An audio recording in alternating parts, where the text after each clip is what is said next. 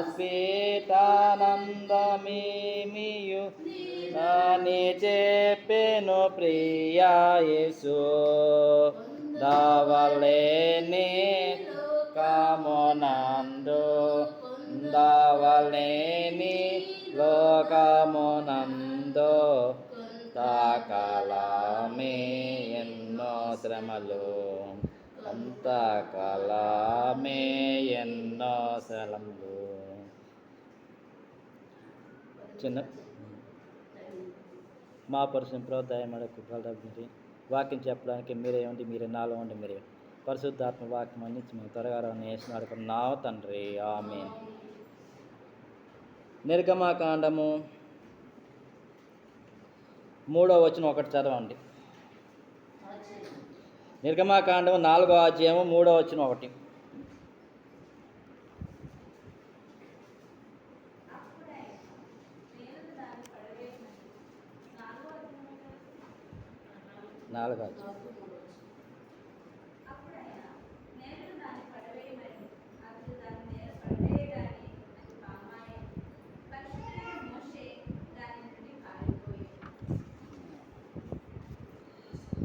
అది కర్ర సూచక్రియ చేయమని కర్ర కింద పడేగానే పాము అయిపోయింది.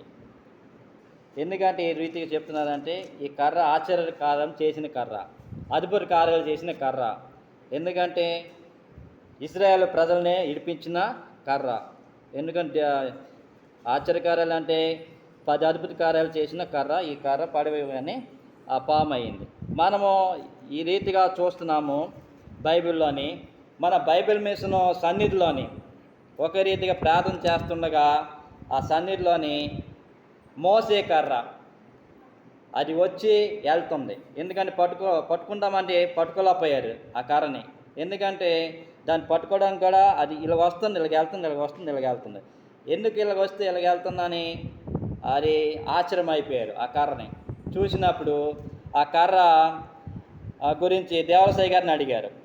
అడిగినప్పుడు ఇది మోసే కర్ర అని చెప్పారు. రెండవది మీరు మోసే ఉపవాస దినాలు చేయాలని ఆ దేవరసాయి గారు అదే రీతిగా చెప్పినప్పుడు జూలై 1 నుంచి ప్రారంభించి ఆగస్టు 10వ తేదీకి పండుగ జరిగింది. అదే టైంలోని ఆ సంవత్సరంలోని. ఎందుకంటే ఎందుకు చెప్తున్నా అంటే ఆ కర్ర రీతి మోసే శుభ ప్రార్థన ఎందుకు ప్రారంభమైందంటే మోసే కర్ర కనబడడం వల్ల దేవరసాయి గారు మోసే ప్రార్థన చేయమని దేవుడు చెప్తున్నాడని ఇది చేయబడింది. అలాగే ఈ కర్ర గురించి ప్రత్యక్షత, ఈ కర్ర అద్భుత కార్యాలు చేసిన కర్ర. మనం అందుకోసమే మోసే ప్రార్థన చేస్తున్నాం.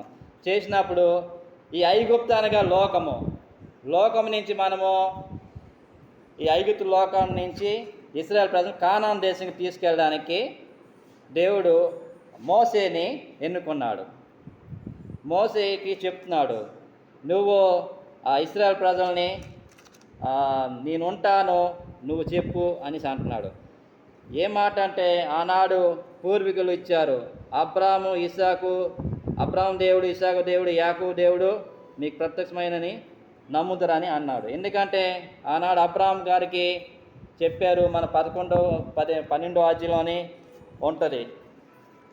ఏంటంటే 400 సంవత్సరాలు తర్వాత నేను విడిపిస్తాను అని మాట ఇచ్చాడు. ఆ మాట ప్రకారము మోసే గారికి నియమించారు. మోసేని అంటున్నాడు, నువ్వు ఇశ్రాయేల్ ప్రజలకు వెళ్ళి చెప్పమని చెప్తున్నాడు. ఎందుకంటే 3వ అధ్యాయం ఏముందంటే ఆయన మొర విన్నాను అనేసి అన్నాడు, ఆయన కష్టాలు విన్నాను అన్నాడు, ఆ భారాలు మోసిన విన్నాను అన్నాడు. అలాగే ఆ కష్టము బాధ విన్నానని, దుఃఖం విన్నానని చెప్తున్నాడు. వినే దేవుడు, కష్టాలు తీర్చే దేవుడు, ఆయన రక్షించే దేవుడు. అందుకోసమే ప్రజలను రక్షించడానికి మా 3వ అధ్యాయంలోని ఆయన పొదలో కనబడి మోసతో మాట్లాడాడు 3వ అధ్యాయంలో. 4వ అధ్యాయంలోని ఆయన వెళ్ళమని చెప్తున్నాడు. అలాగే పాము పడేగానే ఇక్కడ కర్ర పడేవి కానీ పాము అయిపోయింది. పాము అయిపోగానే నువ్వు కర్రని చిగురు పట్టుకోమన్నాడు. పట్టుకోగానే అది సర్పం అయిపోయింది. ఎందుకంటే ఈ సూర్యక్రియ చెప్తున్నాడంటే పొర అనగా సూర్యుడు ఆయనకి అర్థం. పొర అర్థము సూర్యుడు. ఆ పొర ఆ పాము గల యుక్తుడు. ఏంటంటే పాము వల్లే ఉంటాడని అర్థము. అలాగే ఆయన గర్వము. పాము యుక్తి గలదంటే ఆ రీతిగా ఉంటాడని ఇక్కడ కర్ర ద్వారా చూసినా చెప్తున్నాడు ఆయన.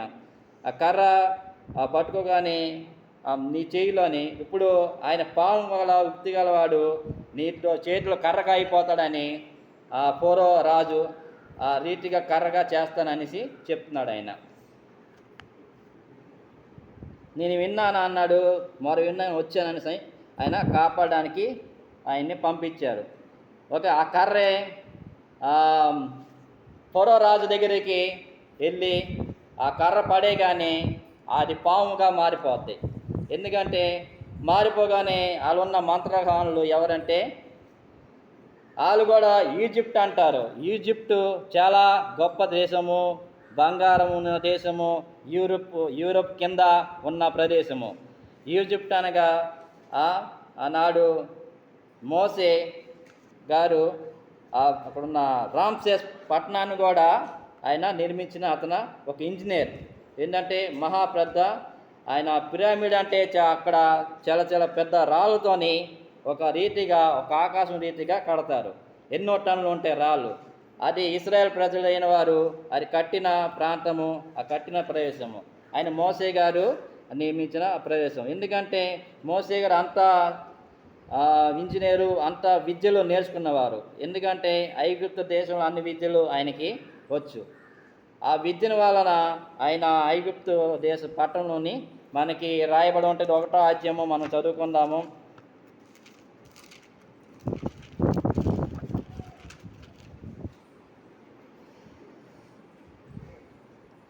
ఇక్కడ 11వ వచనం చదవండి.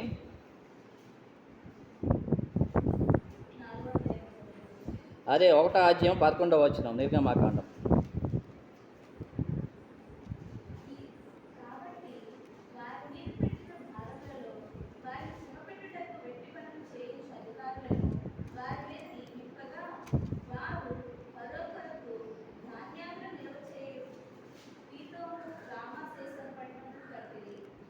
ఏంటంటే ధాన్యము కొరకు పీతోం రామ్సెస్ అనే పట్టణము ఆయన ఇశ్రాయేల్ ప్రజలతోని వెట్టి చాకరీ చేయించి కట్టిస్తున్నాడు. ఎందుకంటే ఇశ్రాయేల్ ప్రజలు ఆనాడు యోసేపు ఉన్న రాజు ఉన్న టైంలో బాగానే ఉండేవారు.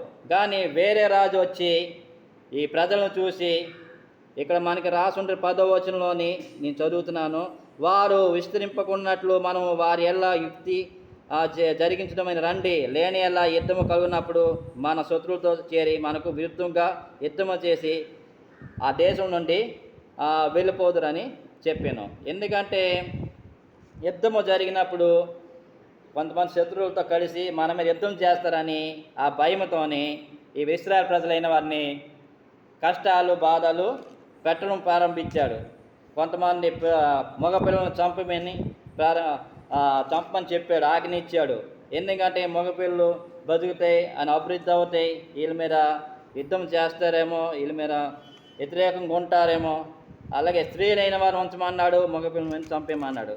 అదే రీతిగా ఆ ఫరో అట్ట కఠినమైన మనసు ఐగుప్తు రాజు, ఈజిప్ట్ రాజు, ఆ రాజు ఇటు కఠినమైన పనులు చేపించాడు. ఎందుకంటే ఆ పనిని, ఆ బాధను, ఆ కష్టను దేవుడు విన్నాడు, చూచాడు.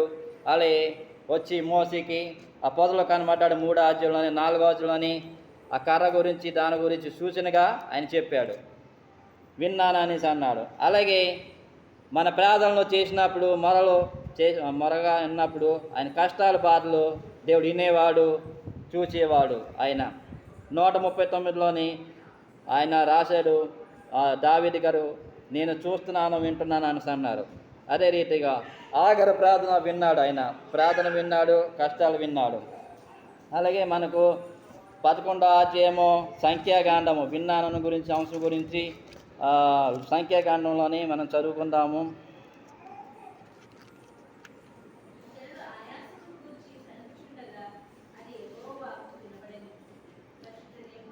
అది కదా 12వ అధ్యాయం చదవండి. 12వ అధ్యాయము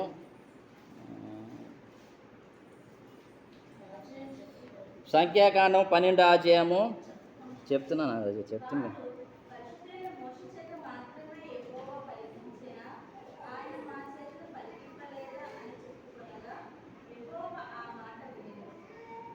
ఆలోచించాలి. ఎందుకంటే మోషే గారు భార్య కూసు దేశం అంటే కూసు దేశం అనగా నల్ల ప్రదేశము. నల్ల ప్రదేశంలోనూ ఆమెని పెళ్లి చేసుకున్నప్పుడు అక్కడున్న అహరోను వారు మిరియాము గారు విరుద్ధంగా మాట్లాడినప్పుడు యెహోవాకు వినమన్నప్పుడు ఆయన గుడారం దగ్గర వినమన్నప్పుడు ఆయన అదే రీతిగా కనబడి మీరు ఎలా మోసేని అంటున్నారు, మీరు ఎలా అంటున్నారని ఆయన నమ్మకస్తుడని చెప్తున్నాడు. ఎందుకంటే దేవుడు యాజకులైన వారిని ఎవరన్నా కూడా ఆయన ఊడుకోరు. ఎందుకంటే నమ్మకస్తుడు ఆయన, దేవుడు యాజకుడు. లేనిపోని మాటలు అన్నప్పుడు ఆయన అదే రీతిగా ఆయన ప్రత్యక్షమయ్యి మీరెందుకు ఇలాగా అంటున్నాడు. ఆయన ఇక్కడ రాసి ఉంటుంది 3వ వచనం, యెహోవా ఆ మాటలని విని మోసే భూమి మీద వారందరి మిక్కిలి సాత్వికుడు అన్నాడు.